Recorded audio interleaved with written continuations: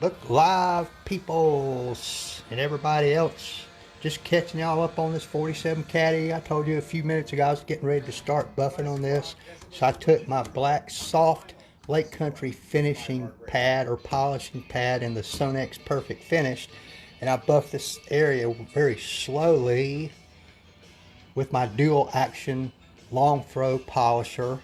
But I don't know if y'all can pick that up. I think you can. As you can see, these deeper scratches like this one, I'm not going to show you the rest of them. They're all about the same. It did not have a lot of effect on that. So, what I'm going to do, hi there, hey Miss Susie. What I'm going to do is take a little bit more aggressive pad, which will be a medium cutting pad with that same Sonex Perfect Finish polish, and see if that has any effect on it, because all these products are pad dependent. Sometimes the product is fine, it's just you selected the wrong pad. But I've got to get this scratch out, and there's some other ones that run up through there, some fairly long ones on up further. It's a tedious process, folks, and if that medium pad has no effect on this, what I'm going to do then is get my 3000 grit sandpaper, and I'll sand just these scratches. I don't know if you could see these other ones. Some of them are light, and the first pass got rid of some of that. I don't know if y'all can see those. Oh yeah, you can see it there. But I'm suspecting that I'm going to end up wet sanding those scratches and then repolishing. And that's pretty much going to be the process through this whole vehicle. And it's a big ass vehicle, Susie. Look at this thing. A 1947 Cadillac two-door sedan with, like, I think a 463 Cadillac engine in it, 463 cubic inches. Isn't that pretty, Susie? Look at that, would you? Oh man, look at them wheels and tires. Look at all that. I'm just panning around a little bit. I don't think Susie's seen this car before, y'all, so I'm just kind of showing it to her. Hey Richard. Richard's been keeping up with it. That's my car in the background there, Susie.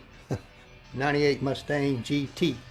But Richard, just real quick, like, you know, a few minutes ago I was telling you, and I had taped off everything here. This is going to be my first area that I work on.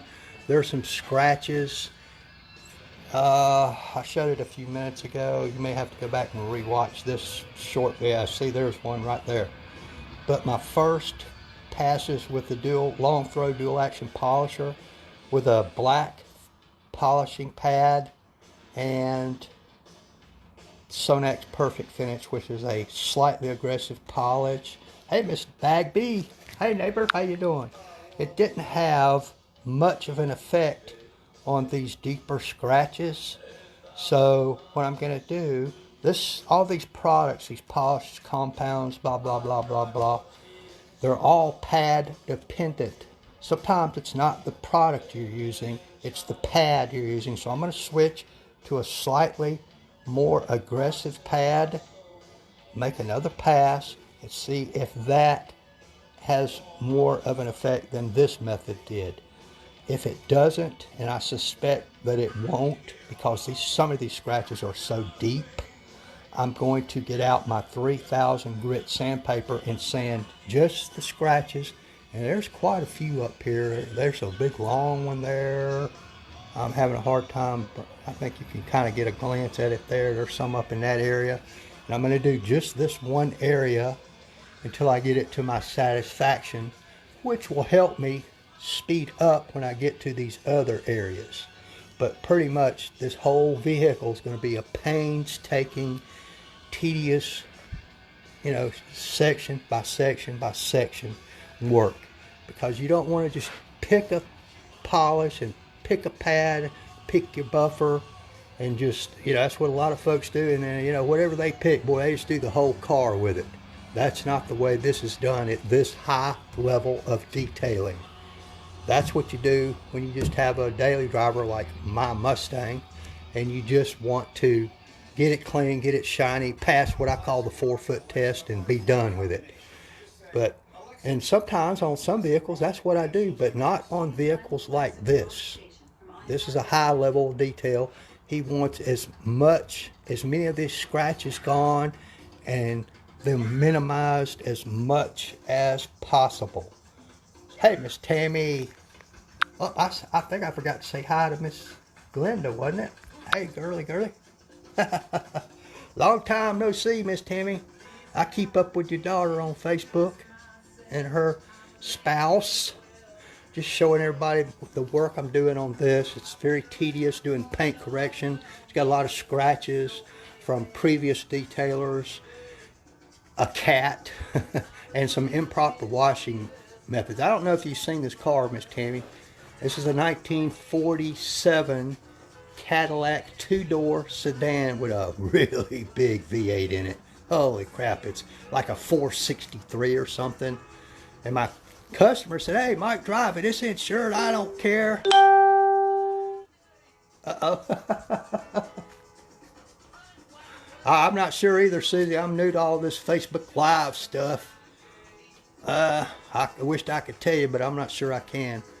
This is a very fine automobile, you guys. All right, I'm going to get back to work, so I'll catch y'all later. Thank you for tuning in. Give me a thumbs up. Make a comment. If you got a question, put it in the comment section below on what to do, how to do it. If you need some assistance with problems with your own car, I'll be happy to try to help you if I can and guide you in the right direction. Okay? It's like I'm about to wet sand some on this probably in a few minutes. A lot of people shy away from that. The whole idea of sandpaper on your paint scares people to death. But I tell you, if you pick the right grits and stuff, you're gonna have to polish after that. But if we end up doing that, I'll come back and give you guys some tips on that. Okay?